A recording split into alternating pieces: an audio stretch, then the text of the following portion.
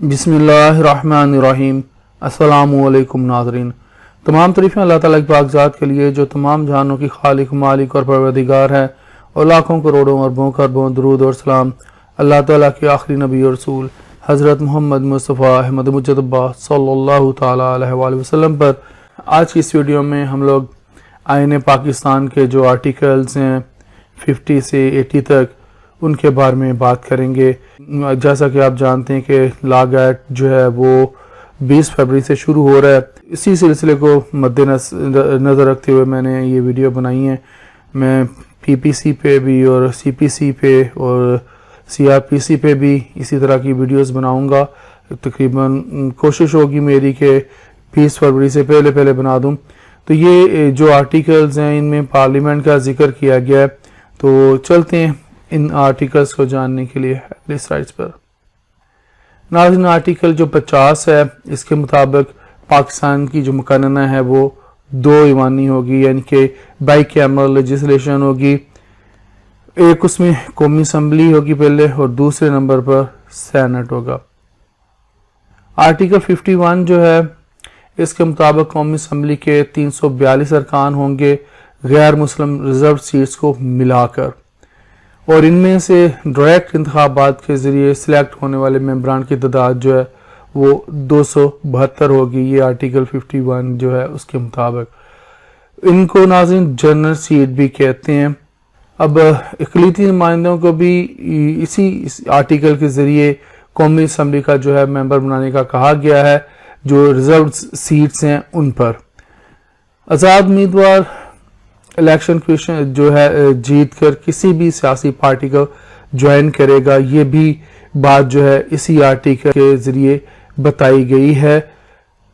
Article 53 जो है इसके मुताबिक नाजरीन कौमी असम्बली के पहले इजलास में स्पीकर और डिप्टी स्पीकर कौमी असम्बली जो हैं उनको उतारने का तरीकाकार बताया गया है कि अक्सर मेंबरान के वोट से स्पीकर कौमी असम्बली को जो है वो उनके ओहदे से उतारा जा सकता है।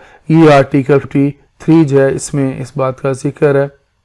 आर्टिकल 54 जो है कॉन्स्टिट्यूशन ऑफ पाकिस्तान कायने पाकिस्तान का, उसके मुताबिक सदर जो है पार्लियामेंट से वक्तन फवक्तन खिताब कर सकता है। इसके अलावा अहम बात यह कि एक साल में कम से कम 3 दफा जो है पार्लियामेंट का सेशन लाजमी होगा आर्टिकल 54 के मुताबिक, और सेशन के दरमियान जो है 120 दिन से ज़ायद का वक्फा वो किसी सूरत नहीं होगा। ये आर्टिकल 54 कहता है। अगर 1/4 मेंबरान जो हैं स्पीकर को पार्लियामेंट का सेशन बुलाने की दरख्वास्त करें तो स्पीकर जो है इजलास बुलाने का पाबंद होगा।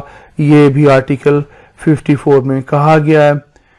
आर्टिकल 55 के बारे में जान लेते हैं। तो नाज़रीन इस आर्टिकल में कोरम का बताया गया है। नाज़रीन आपने अक्सर सुना होगा कि असम्बली के इजलास में रुकन की कोरम की निशानदही पर असम्बली इजलास जो है वो मुलतवी कर दिया गया। तो ये इसी आर्टिकल के मुताबिक होता है। अगर असम्बली में 1/4 से कम मेंबरान हो तो कोरम की निशानदही पर इजलास जो होता है वो मुलतवी हो जाता है। ये आर्टिकल 55 में कहा गया है। आर्टिकल 58 के बारे में बात करते हैं। नाज़रीन मैं आपके साथ जो अहम आर्टिकल्स हैं वो शेयर कर रहा हूँ जो लॉ एक्ट में ज़्यादातर आते हैं। इसके मुताबिक जो आर्टिकल 58 है इसके मुताबिक सदर वज़ीर आज़म की एडवाइस पर कौमी असम्बली को तहलील करेगा। अगर असम्बली में वज़ीर आज़म के खिलाफ अदम एतमाद की तहरीक चल रही हो तो सदर असम्बली नहीं तोड़ेगा।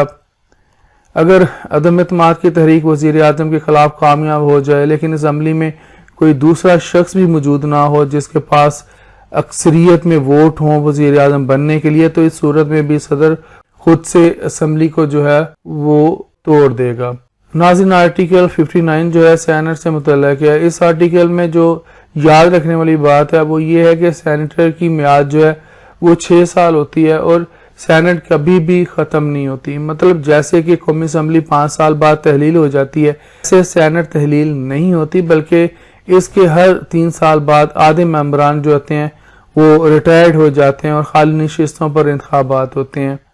आर्टिकल 60 जो है इसके मुताबिक سینٹ انتخابات کے بعد پہلے اجلاس میں ووٹنگ کے ذریعے اسپیکر جو ہے وہ سینٹ اور ڈپٹی اسپیکر کا انتخاب ہوتا ہے۔ اس آرٹیکل میں اسپیکر کی میعاد کے بارے میں بتایا گیا ہے جو کہ 3 سال ہوتی ہے۔ آرٹیکل 62 اور 63 جو ہے ناظرین یہ موضوع بحث رہتے ہیں، پاکستان میں رہے ہیں۔ یہ انشاءاللہ میں اس پہ ویڈیو بناؤں گا 62 پہ اور 63 پہ۔ تو ناظرین اس آرٹیکل میں ممبر پارلیمنٹ بننے کے لیے اہلیت کا ذکر کیا گیا ہے۔ یہ جو آرٹیکل 62 ہے، آرٹیکل 62 1F بہت اہم آرٹیکل، یہ اصل میں آرٹیکل 62 1F بتاتا ہے کہ ممبران پارلیمنٹ جو ہیں ان کو صادق و امین یعنی کہ ایماندار ہونا چاہیے۔ اسی آرٹیکل کو لے کر سابقہ وزیر اعظم نواز شریف کو سپریم کورٹ نے جو تھا تا حیات جو ہے نااہل کیا ہے۔ آرٹیکل 63A جو ہے اس کے مطابق پارلیمنٹ کا ممبر جو ہوتا ہے اپنی پارٹی چھوڑ کر دوسری پارٹی جوائن کر لے یا وہ ممبر عدم اعتماد کا ووٹ دے اپنی پارٹی کے وزیر اعظم کے خلاف یا منی بل میں اپنی پارٹی کے خلاف ووٹ دے تو اس صورت میں بھی وہ الیکشن کمیشن کی طرف سے نااہل ہو جاتا ہے۔ آرٹیکل 66 جو ہے اس کے مطابق ناظرین ممبران پارلیمنٹ کو یہ استثناء حاصل ہے کہ ان کی پارلیمنٹ میں کی گئی بات یا دیے گئے ووٹ کو کسی عدالت میں چیلنج نہیں کیا جا سکتا۔ آرٹیکل 68 کے بارے میں بات کرتے ہیں تو ناظرین اس کے مطابق پارلیمنٹ میں ججز کے رویے پر ان کو نوکری سے برخاست کرنے سے متعلق کوئی بحث نہیں ہوگی، یہ آرٹیکل 68 کہتا ہے۔ آرٹیکل 69 کو جان لیتے ہیں تو ناظرین آرٹیکل 69 کے مطابق پارلیمنٹ کی کارروائی کو عدالت میں زیر بحث نہیں لایا جائے گا۔ یہ آرٹیکل 69 جو ہے کنسٹیٹیوشن آف پاکستان 1973 کا، اس کے مطابق کہا گیا ہے کہ پارلیمنٹ کی کارروائی کو عدالت میں زیر بحث نہیں لایا جائے گا۔ آرٹیکل 70 جو ہے کنسٹیٹیوشن آف پاکستان کا، اس کے مطابق قانون سازی ہوگی یعنی بل پیش کرنا اور منظور کرنا ہوں گے۔ آرٹیکل 71 جو ہے 18ویں ترمیم کے ذریعے اس کو جو تھا حذف کیا گیا، یہ بھی ایک اہم بات تھی، میں نے آپ لوگوں کے ساتھ شیئر کرنا تھی اس لیے میں نے یہاں پر اس کو مینشن کر دیا۔ آرٹیکل 72 جو ہے کنسٹیٹیوشن آف پاکستان کا، اس کے مطابق صدر جو ہے پاکستان کا، صدر پاکستان یعنی وہ قومی اسمبلی کے اور چیئرمین سے مشورے کے بعد دونوں ایوانوں کے مشترکہ اجلاس اور باہمی رابطوں کی نسبت ضابطہ کار کے قواعد بنا سکے گا۔ دوسرے الفاظ میں کہا جا سکتا ہے کہ یہ آرٹیکل دونوں ایوانوں کے مشترکہ اجلاس بلانے سے متعلق ہے۔ آرٹیکل 73 اور 74 جو ہیں وہ منی بل سے متعلق ہیں، ان کو ڈیل کرتے ہیں۔ ان آرٹیکلز کے مطابق مالیاتی بلز جو ہیں وہ منی بلز ہیں، وہ قومی اسمبلی میں پیش کیے جائیں گے۔ اس میں ٹیکس ہے، سالانہ بجٹ ہے اور دیگر فنانس معاملات ہیں، اس مالیاتی بل کے ذریعے ہی وہ ڈیل کیے جاتے ہیں۔ یہ آرٹیکل 73 اور 74 میں منی بلز کا ذکر ہے۔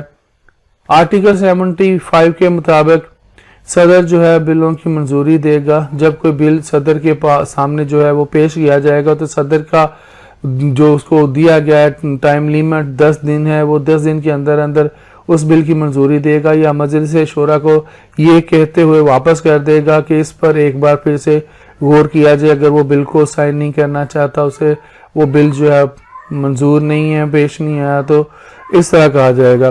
ناظرین آرٹیکل 76 جو ہے اس کے مطابق بل اسمبلی کی برخاستگی وغیرہ کی بنا پر ساقط نہیں ہوگا۔ آرٹیکل 77 کے بارے میں بات کرتے ہیں تو ناظرین اس کے مطابق جو ہے محصول صرف قانون کے تحت لگایا جائے گا، ٹیکس وغیرہ جو لگائے جائیں گے وہ قانون کے مطابق لگائے جائیں گے، یہ آرٹیکل 77 کہتا ہے۔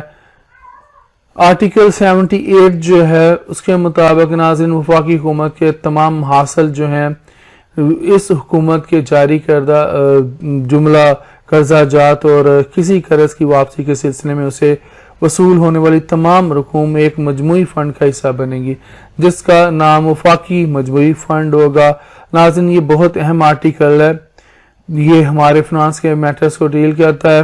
آرٹیکل 79 جو ہے اس کے مطابق وفاقی مجموعی فنڈ کی تحویل اس فنڈ میں رقوم کی ادائیگی، اس سے رقم کی برخواست اور وفاقی حکومت کو یا اس کی طرف سے وصول شدہ رقوم کی تحویل، وفاق کے سرکاری حساب میں ان کی ادائیگی، اور اس میں سے بعض خاص اور مذکورہ بالا امور سے متعلقہ یا ضمنی جملہ امور پارلیمنٹ کے ایکٹ کے ذریعے اس سے متعلقہ احکام وضع ہونے تک صدر کے وضع کردہ قواعد کے تحت جو ہے وہ منضبط ہوں گے۔ یہ بھی ہمارے مالیاتی جو معاملات ہیں ان کے بارے میں بات کرتا ہے۔ آرٹیکل 79 جو ہے کنسٹیٹیوشن آف پاکستان کا بہت اہم آرٹیکل ہے۔ ناظرین اب آخری آرٹیکل کی طرف چلتے ہیں جو ہے article 80 article 80 constitution of Pakistan کا۔ اس کے مطابق وفاقی حکومت ہر مالی سال کی بابت اس سال کی تخمینی آمدنی اور مصارف کا جو کیفیت نامہ ہے قومی اسمبلی کے سامنے وہ پیش کرائے گی۔ تو ناظرین آج کے لیے اتنا ہی، زندہ رہا تو آپ کے ساتھ پھر انشاءاللہ اگلی ویڈیوز میں ملاقات ہوگی۔ اجازت دیجیے، اللہ